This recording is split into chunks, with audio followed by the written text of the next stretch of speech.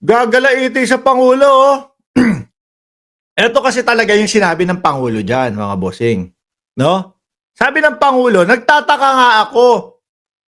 Parang yung mga iba na naging kandidato, nag-deliver lang yata ng suka. Nabigyan na ng Certificate of Candidacy. Dahil walang ikukumpara sa atin mga kandidato. O, yan nga po. No, sila Soto, sila Ping Lacson, Manny Pacquiao at kung sino-sino pa po yung mga nandoon sa bagong Pilipinas alyansa para sa bagong Pilipinas. Wala sa kanila ang may bahid ng dugo dahil sa tukhang. Correct ko, mga bossing. Sa pool, itong si Tobats. Aray ko po. No? Sumagot ngayon si Tobats. Sa lahat ng mahihirap, nadamay pa yung mahihirap naman. Sa lahat ng mahihirap na lumaki, nagbebenta ng suka, nakagaya ko. Ang hilig sumano nito, no? Ang hilig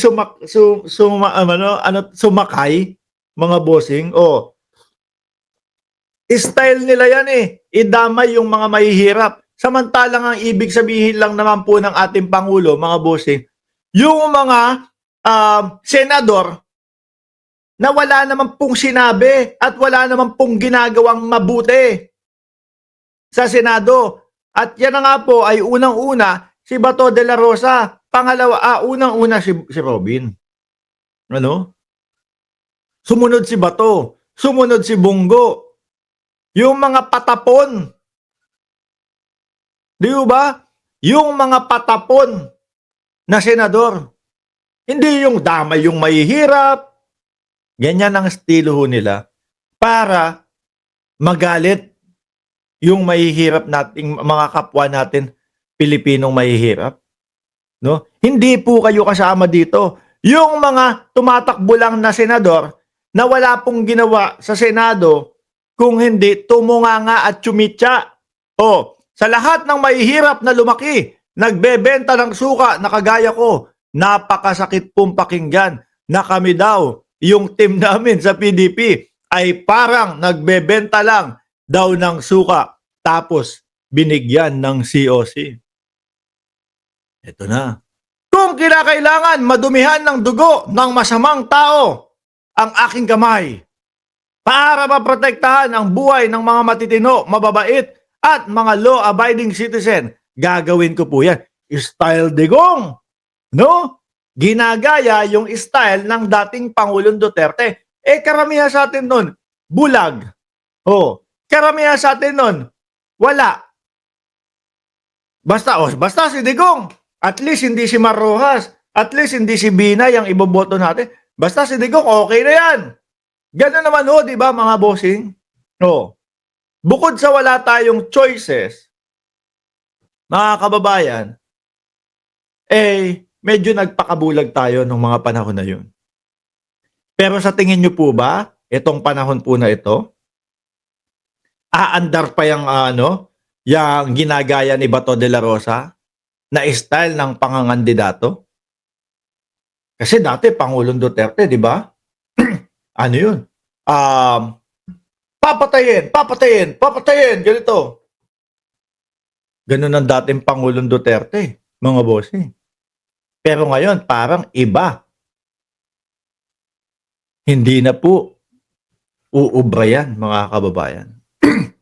Malabo na pong umubra yung mga ganyang estilo. Patay. Sabi ni Erwin Huyowa, dapat mag-inhibit si Boy Silly dahil sa kanyang pahayag sa peace rally ng INC para mas lalong umiyak, no? Ang mga DDS. Ayan daw, mga kababayan. Totoo naman, dahil sila, mga kababayan, umpisa pa lang, no? Hindi pa nga nakakarating sa kanila yung impeachment. Aba, ibang klase na. Meron na silang sagot. Haharangan na agad nila, mga bossing. O paano magiging judge yung mga ganyan tao? Di ba? Bias na agad. Kaya dapat, kung may hiya si Robin Padilla, mga bossing, mag-inhibit nga siya tama yung sinabi ni Erwin Huyowa. Ano po? Wala ho eh. Sa ano po, sa Team Borat, sa Team Ratbu, ano makakapala ng mukha niyan eh. Kahit halatang halata na po, nabaya sila. Ay, sige lang po, wala silang pakialam dyan. No? Ang importante, masagip nila yung vice-presidente sa pagpapatalsik sa vice-presidente. Sabi ni Ginger Cat, kaya nga mas naisin na mag-eleksyon muna para matanggal na ng tuluyan ang mga didilis. Correct. Si Bato? Totoo naman, di ba? Parang pinabili lang suka to eh. Si Robin Padilla, ganon din ho, mga kababayan. Parang naging katatawanan lang po yung Senado. Eto po, si Tobats.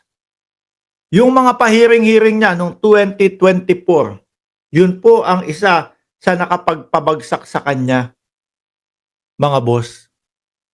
No? Yung depensa ng depensa para sa Pangulong Duterte, mga bossing, no? Kahit wala na sa katwiran.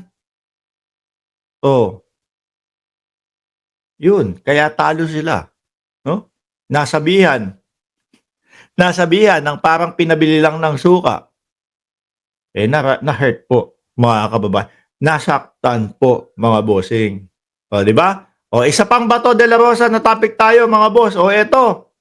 Meron naman po siyang sinasabi patungkol po sa West Philippine Sea, mga kababayan. Ano? Eto, ewan ko na lang kung maniwala talaga kayo kay Bato de la Rosa. Dahil ako naniniwala ako, kaya nabibigkas ni Bato de la Rosa ito, mga boss, ay dahil na din po eleksyon ngayon. At lahat po ng mga pro-China kinaayawan po ng mga botante. Kung kayo mga bossing, titingin o mag-iikot sa comment section, sa social media, mga boss, makikita nyo yung mga doon, comment. Ayaw naming iboto ang mga pro-China. Ayaw naming iboto yung mga sumusuporta sa China. Ganun po ang sinasabi ng mamamayang Pilipino. Ngayon po, mga boss, at isa pa, lalo po silang kinabahan nung kay Marcoleta, yung nagsumigaw si Marcoleta ng no West Philippine Sea, walang West Philippine Sea at gawa-gawa lang ng Pilipino yon. Ramdam po nila Marcoleta yon, na yun ang posible lalo na magpabagsak sa kanilang kandidatura. Kaya bumwelta agad, mga boss.